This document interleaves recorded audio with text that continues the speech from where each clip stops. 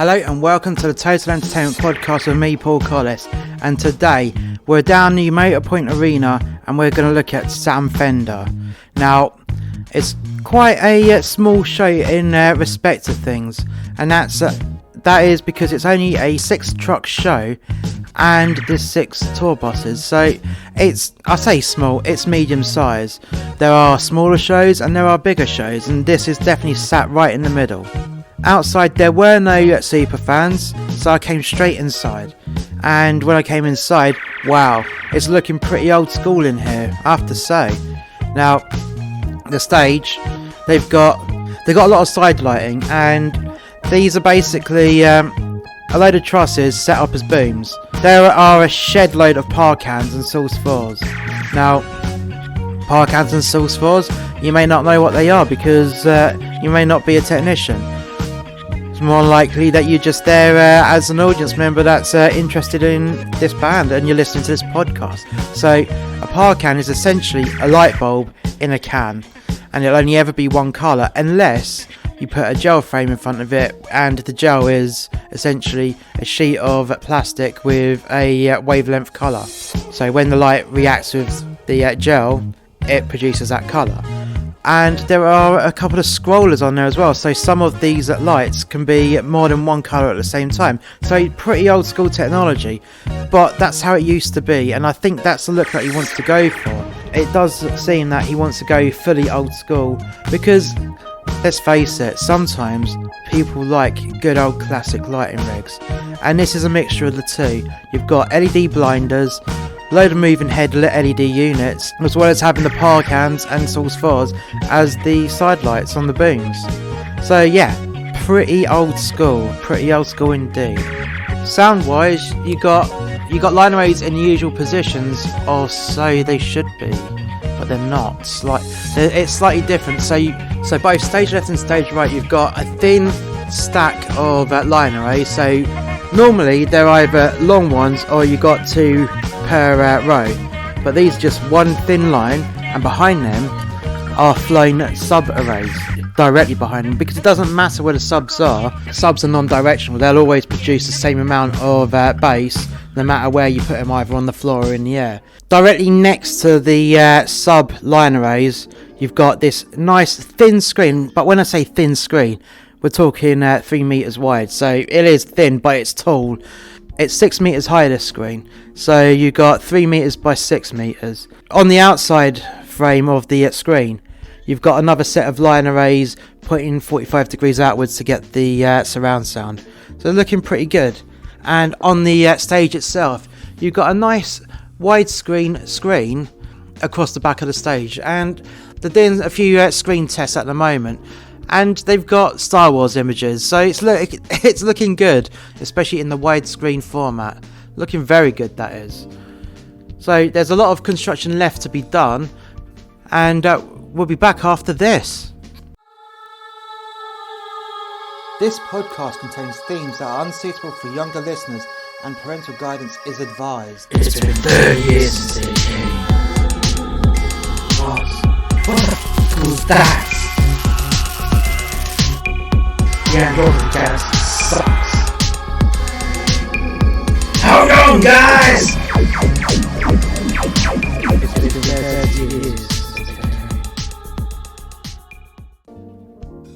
So let's go into a little bit of Sam Fender's background. So you got Samuel Thomas Fender, born 25th of April 1994. Oh, he's a baby compared to me. Well, no, he's not. He's still older compared to a lot of people. But anyways, I digress.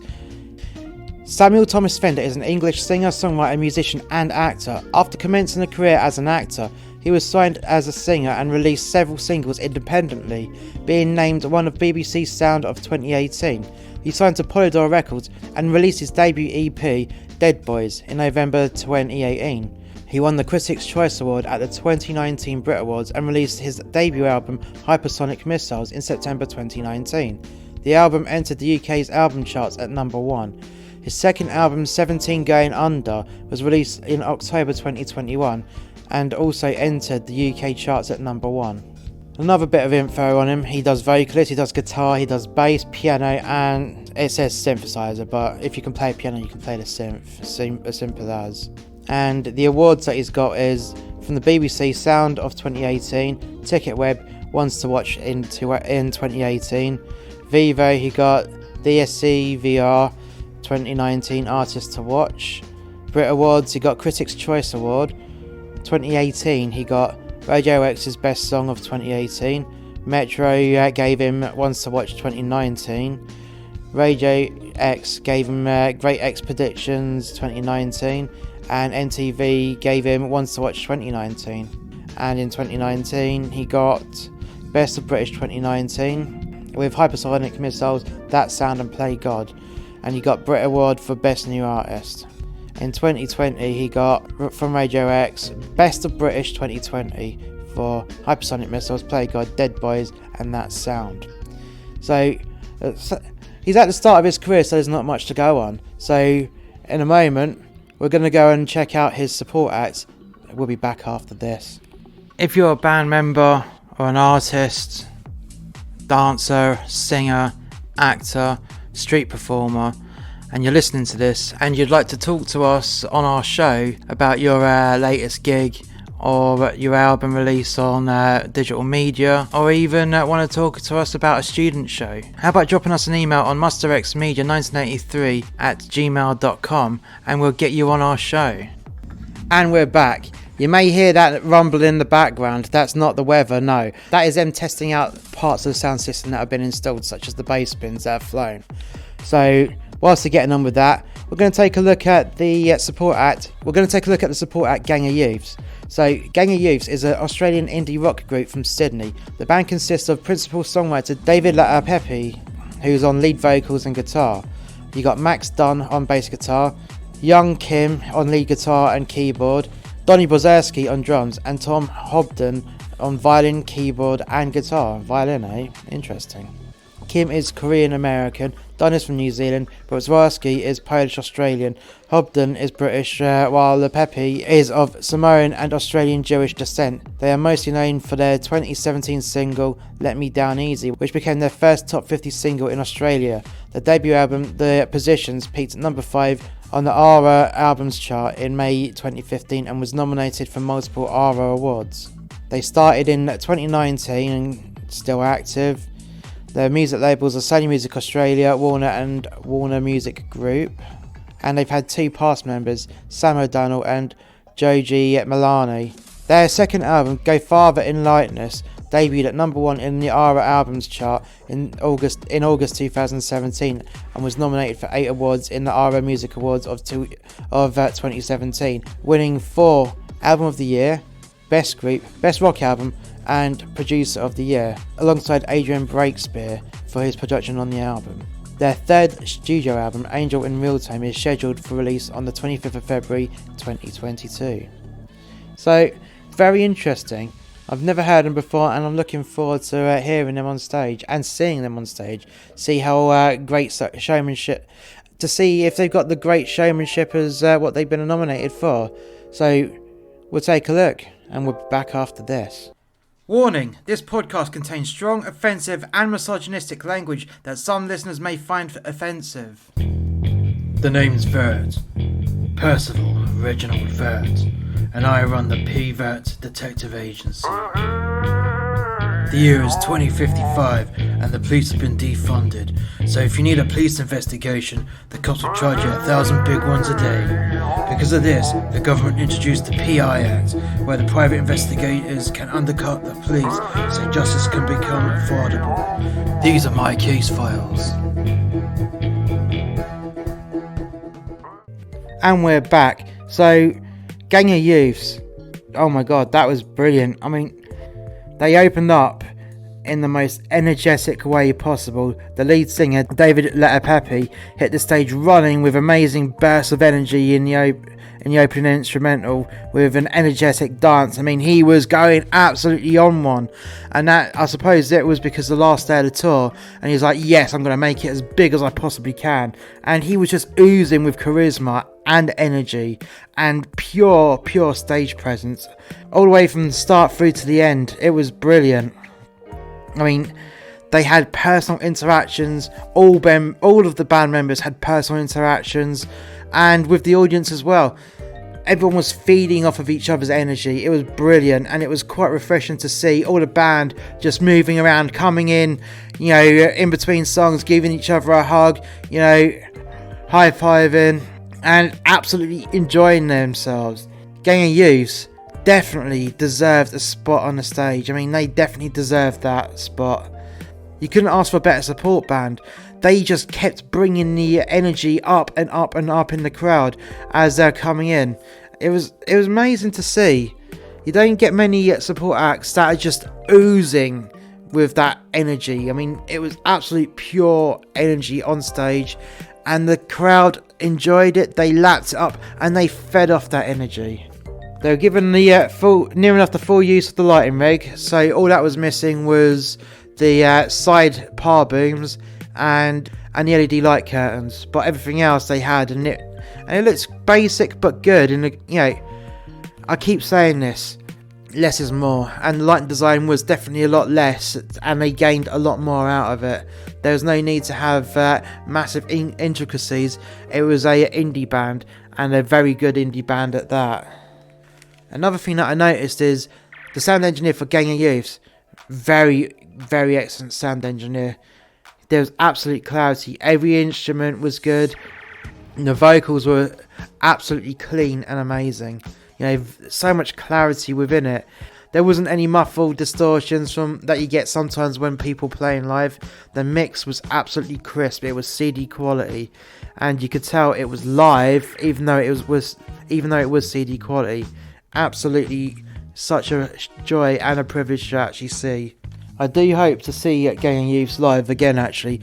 Maybe a couple of years down the road as a headline gig, and then they get someone else to support them.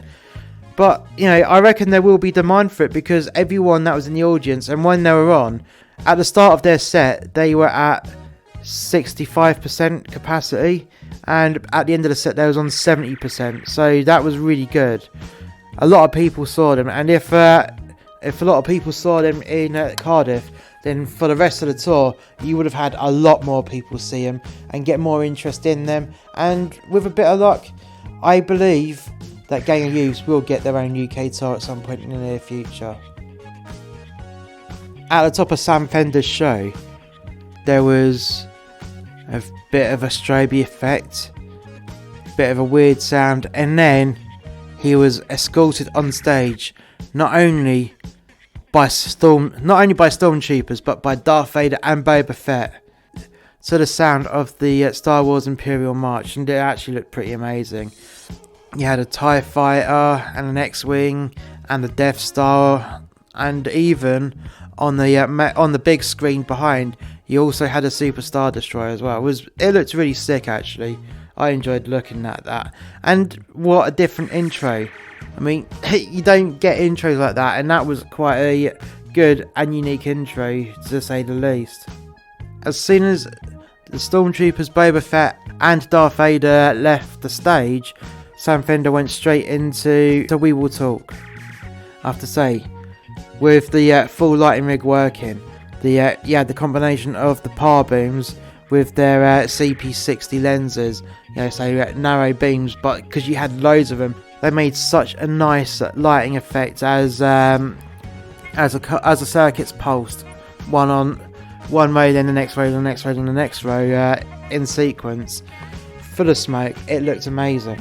Such a underused effect these days, because most people on LED, it's very rare that you see the par cans, and with the CP60 lamps, it has such a crisp effect. It works really well.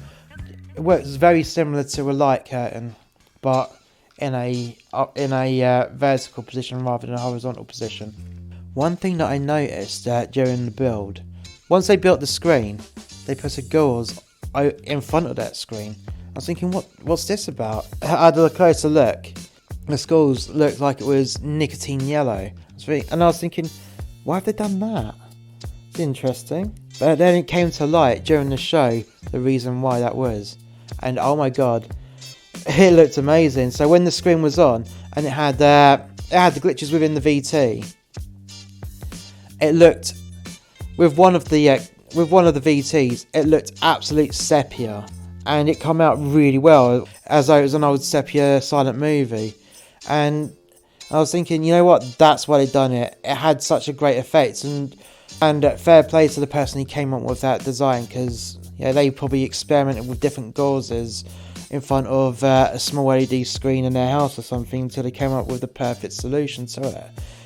It looked brilliant, it really did. And then later on you had different colours being shone through the gauze from the LED screen, as well as having the lighting around it. And yeah, it reacted incredibly well with an all red wash and a blue wash and even a green wash. It looked really sick, actually. Such a great piece of design, and something I haven't even thought of before, but now I've seen that, it's like, wow, why has no one else done this? And hats off to the lighting and video designer, because that's a stroke of genius, it really is. From start to finish, Sam Fender captured the crowd's imagination and attention, and at some point they were all singing, and other points there was dancing and even moshing.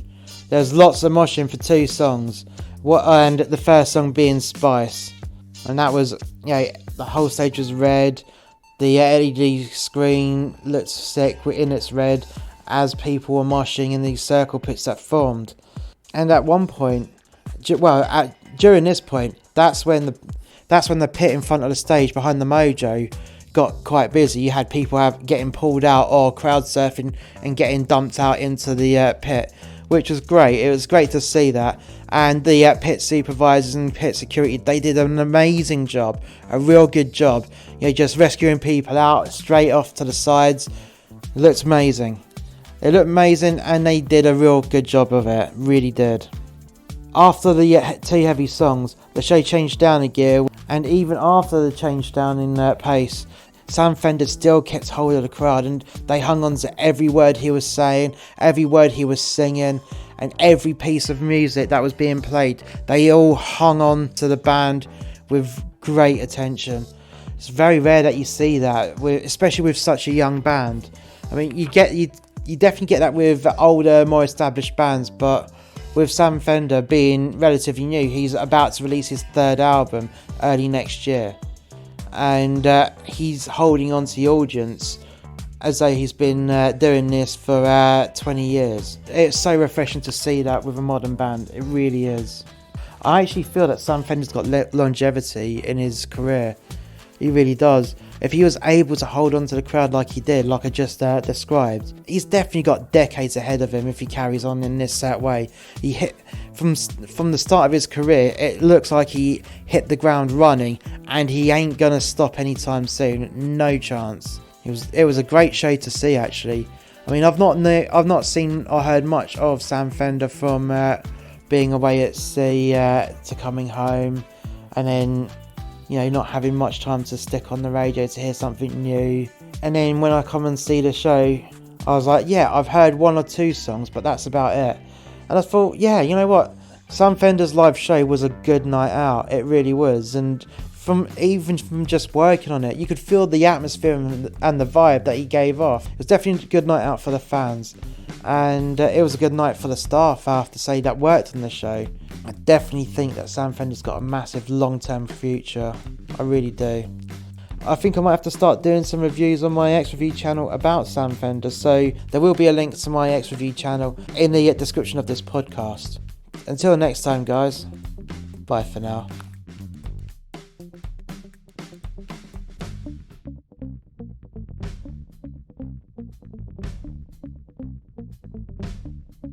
This December.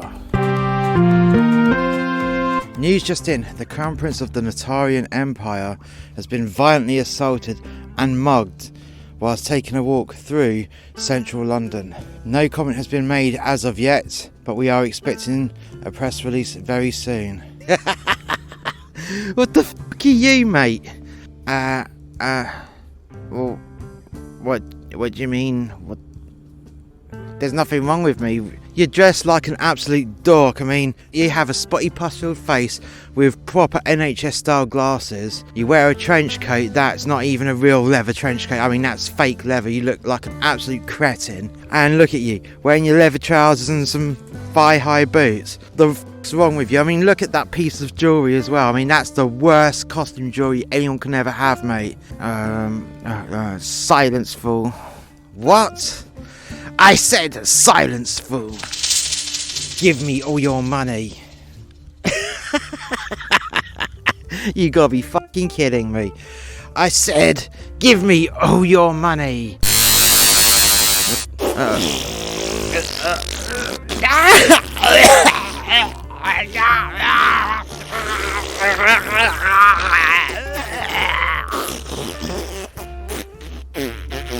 Oh, God. I told you to give me all the money. I told you. Now, look at you. You just fouled yourself by my hand. I am the Lord of your ring piece. We now have more information about the Crown Prince of the Natarian Empire's violent mugging last night. There was a vast list of items stolen, but the most important piece was his jewellery, his hand jewellery. In fact, it was a set of rings that are all joined together, a ring for every finger. It is of utmost importance that this is returned, and if you see anyone wearing this piece of distinct jewellery, you must not approach them, because it will make them incredibly dangerous. It is not a piece of jewellery, it is in fact a weapon, and it is a very vicious weapon indeed. We do implore you, if you see this weapon, do not approach the person, do not go near the person, just call the police, and someone will be dispatched to retrieve this weapon of mass devastation. This December, Percival Reginald Vert is on a mission to find the Lord of the Ring Piece. An extended episode of Gumshoe from Muster X Media.